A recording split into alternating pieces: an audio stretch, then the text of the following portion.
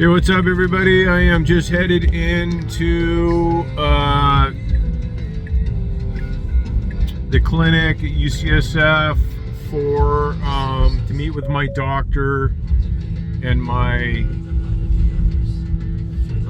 bone marrow transplant coordinator. I just got off the phone with her, Liz. She's so cool. And I was concerned about my donor, asking if everything's on target there, and she gave me a little more info. She said my donor is from Israel, which I was super stoked to hear that. An Israeli donor. Israel's got super good medical, super advanced.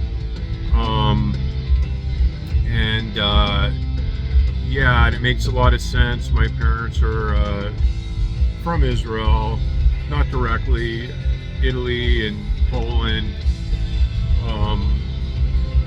originally, but they're people. Just how to make a move here. Yeah, there are a lot of Sephardic Jews and Ashkenazi Jews, like my mom Ashkenazi, my dad Sephardic, are in Israel. So anyway, it makes a lot of sense that this is where my donor's from. And I feel relieved. Anyway, they told me I'm the poster child for this treatment right now. Everything is going super good, and couldn't be happier, so I'm excited. I'll check in later. Just had a crazy meeting with my doctor. I say crazy because he had to run me through really everything related to the bone marrow transplant. And from the day that I get in, and all the risks, and the chemotherapy that they give me initially for 7 days. I guess it's pretty heavy duty chemotherapy, similar to what I had on my induction phase.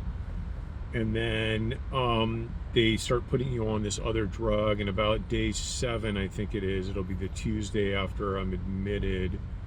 I get admitted on the 4th, so whatever that following Tuesday is, then I get the stem cells. And that's apparently no big deal, but then all the things that start to happen afterwards, and all these other various drugs they put you on, and then all the various potential risks with all the different things. It might be this, it might be that. There's like probably 10 different things he ran me through. Of course, some of them are super rare. Some of them will happen a little bit to a point. You got to really be on top of your body. Rashes, aches and pains, body pains, bone pain, swelling, diarrhea, things like that. They can all lead to all kinds of crazy stuff. I guess a really good thing is, based on my last bone marrow biopsy that I had last week, he said I'm in total remission. There were no cell, even the FLT3 and and whatever the other gene mutation that I had, NPM1 gene mutation. He says there are no cells from that after they did the molecular testing, which he said is amazing. So he says you're in full remission.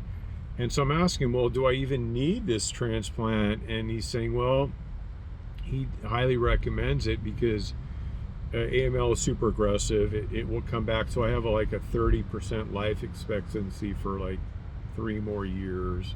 It could be more if I don't do it. And then if I do the transplant, I get up into the 70-80 percentage range.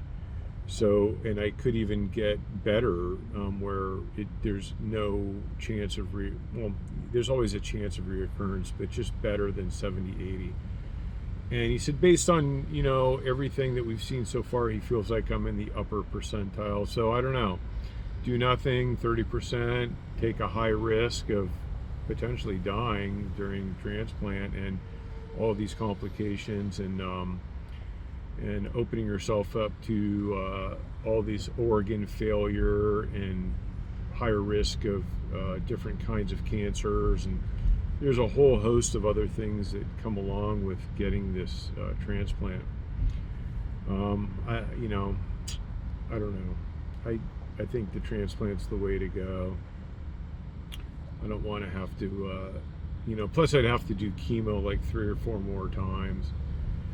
Ugh. Anyway, so we're doing the transplant. We're not going to have all these problems. It's going to go smooth, but they got to warn you about all the shit, and hopefully all goes well.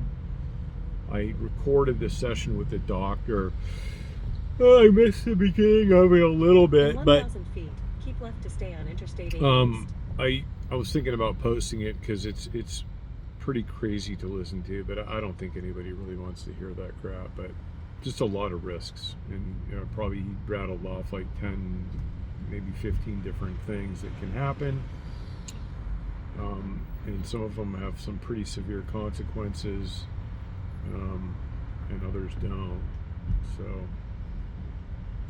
that's that, but glad to hear that I'm in full remission right now, and all my counts are super good, and I mean, I could really do nothing. I mean, there are cases of people that just don't have any other reoccurrence, and it makes me wonder, was there something that I was doing in my life that was creating this? I have a couple of ideas why, but I just got to go with their recommendation and their statistics.